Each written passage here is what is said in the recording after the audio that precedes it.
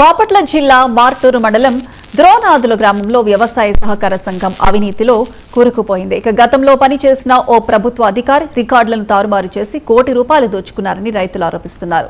క్షేత్రస్థాయిలో వ్యవస్థలు కూడా అవినీతికి అధికారికి సహకరించాయా? ఇంత పెద్ద దోపిడీపై గత నెల ఫిర్యాదు చేస్తే ఇప్పుడు విచారణ చేపట్టడం వెనుక ఏం జరిగింది? లోతుగా విచారిస్తే చాలా అక్రమాలు బయటపడే అవకాశం ఉందా?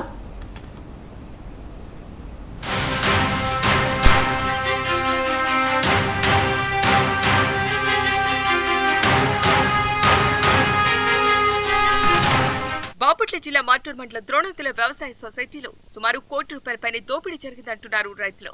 ప్రాథమిక వ్యవసాయ సహకార సంఘాలు అక్రమాల వల్ల తాము నష్టపోయామని వాపోతున్నారు. పీజీఆర్ఎస్ లో రైతులు ఫిర్యాదులు చేసినా అధికారులు పట్టించుకోలేదని ఆరోపిస్తున్నారు. సొసైటీ అధికారులను విచారిస్తే మరిన్ని అక్రమాలు వెలుగు చూస్తాయంటున్నారు రైతులు.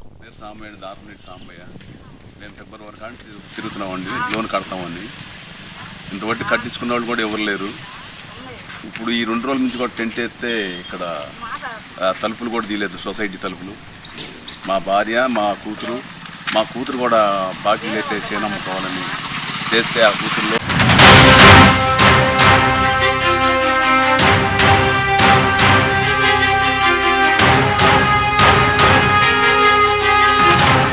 గ్రామానికి చెందిన దారపురేణి సాంబయ్య అనే రైతు గత నెల 20న పీజీఆర్ఎస్ లో ఫిర్యాదు చేశారు. గత ప్రభుత్వాల సొసైటీ అధికారిగా పనిచేసిన వ్యక్తి 2019-2024 మధ్య కాలంలో రైతులకు దీర్ఘకాలిక రుణాలను మంజూరు చేశారట. వాటిని పూర్తిగా రైతులకు అందజేయకుండా కొంత మొత్తాన్ని పక్కదారి పట్టించినట్లు రైతులు చెబుతున్నారు. తీసుకున్న రుణాన్ని చెల్లించేందుకు సొసైటీ రికార్డులను పరిశీలించినప్పుడు ఈ విషయం బయటపడిందని రైతులు పేర్కొంటున్నారు. తాము చెల్లించాల్సిన దానికన్నా అధికంగా చెల్లించాలని రికార్డులో ఉండటంతో మోసపోయామని గ్రహించారు. దాదాపుగా 80 మంది రైతులకు రుణాల చెల్లింపుపై సొసైటీ నుంచి నోటీసులు రావడంతో అవాక్కయ్యారు. సుమారు ₹1 కోటి అధికారులు తమను మోసం చేశారని తెలిసి వాపోతున్నారు. నేను మార్టూరు మండలంలోని ద్రోణాదుల గ్రామంలో నివసిస్తున్నాను. మా చెల్లి కలిసి ద్రోణాదుల సొసైటీలో లోన్ తీసుకున్నారు. 2021లో లోన్ తీసుకున్నారు. వాళ్ళు భూమి తనిఖీ పెట్టి లోన్ తీసుకున్నారు. అయితే వాళ్ళు ప్రతి సంవత్సరము ఇన్స్టాల్మెంట్లు పే చేసుకుంటూ వచ్చారు. ఇన్స్టాల్మెంట్లు పే చేసేటప్పుడు మా చెల్లిది ఇన్స్టాల్మెంట్లు మొత్తం అవుట్ స్టాండింగ్ కట్టకుండా ఓన్లీ ఇంట్రెస్ట్ కట్టుకుంటూ వచ్చారు. అయితే ఇంట్రెస్ట్ అనేది ₹1 కూడా జమ చేయకుండా వాళ్ళు ఏంటంటే ఫస్ట్ ఇది 2024 వరకు ఆన్లైన్ రికార్డ్స్ లేదు, 2025లో ఆన్లైన్ చేశారు. 2024 వరకు మా దగ్గర రసీదులు అన్నీ యాజ్ ఇట్ ఈజ్గా ప్రూఫ్స్ ఉన్నాయి. వీళ్ళు 2025లో అప్డేట్ చేయకుండా ఇప్పుడు మేము లోన్ క్లియర్ చేసే టయానికి వెళ్ళేసరికి 2021 కాడి నుంచి మీరు ఇంట్రెస్ట్ ఏమి కట్టలేదని దాంట్లో ఆడిట్ రిపోర్ట్స్ కానీ అన్నీ మా దగ్గర రసీదులు కానీ విత్ ప్రూఫ్స్ తోటి మేము తీసుకొని వెళ్ళాము. కానీ మీరు 2021 కాడి నుంచి ఇంట్రెస్ట్ అనేది పే చేయలేదు. విత్ పిల్లల ఇంట్రెస్ట్ తోటి ఇప్పుడు మా చెల్లి లోను 1,96,000 అయితే వాళ్ళు మాకు విత్ ఇంట్రెస్ట్ తోటి 3,40,000 కట్టాలని చూపిస్తున్నారు. కానీ మేము వడ్డీ అనేది జమ వేసుకుంటూ వచ్చాము. సో దీని తరపున మాకు మీ గ్రామంలో మొత్తం ఎంతమంది ఉన్నారు? మా గ్రామంలో ఇట్లా బాధితులు ఆల్మోస్ట్ 70-80 మందికి పైగా ఉన్నారు. వీళ్ళ టోటల్ లోన్స్లో ఆల్మోస్ట్ 80 lakhs నుంచి 1 crore వరకు ₹1 కోటి వరకు తేడా వచ్చింది.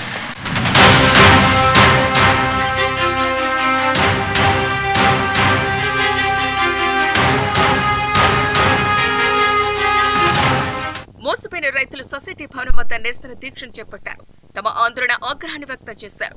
కూటమి ప్రభుత్వం అధికారంలోకి వచ్చాక సొసైటీ అధ్యక్షుడు ముప్పరాజు ఆంజనేయులు ఓ కమిటీని వేశారు. ఈ కమిటీ విచారణ కూడా పలు అక్రమాలు బయటపడ్డాయట. దీంతో గతంలో పనిచేసిన అధికారిని తీర్మానం చేసి తొలగించాల్సి వచ్చింది. గత అధికారి అక్రమాలపైన ఉన్నతాధికారులకు ఫిర్యాదులు చేశామని, కానీ క్షేత్రస్థాయిలో వీరికి ప్రాథమిక పరపతి వ్యవసాయ సంఘం బ్యాంక్ మేనేజర్ కూడా ఒత్తాసు పలుకుతున్నారని, సరైన సమాధానమే ఇవ్వలేదని తెలిసింది.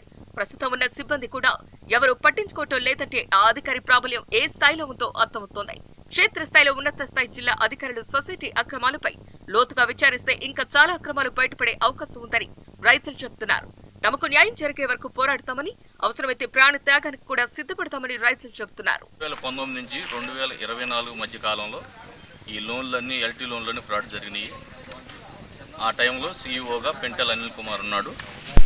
ఇది ఉన్నతాధికారులు గట్టిగా చర్య తీసుకొని రైతులకు న్యాయం చేయవలసిందిగా కోరుతున్నాం. జిల్లా అధికారులు చర్య తీసుకొని రైతులందరికీ పూర్తిగా న్యాయం చేయవలసిందిగా కోరుతున్నాం. అప్పటి వరకు ఈ యొక్క ధర్నా కొనసాగిస్తామని మనస్ఫూర్తిగా నమస్కారం చేస్తున్నాం. దాదాపు 80 మంది రైతులు పైనే ఉన్నారు. ఇందులో దాదాపు ₹1,40,00,000 పైన ఫ్రాడ్ జరిగింది. ఇందువలన ఉన్నతాధికారులు పూర్తిగా రైతులకు న్యాయం చేయవలసిందిగా కోరుచున్నాం.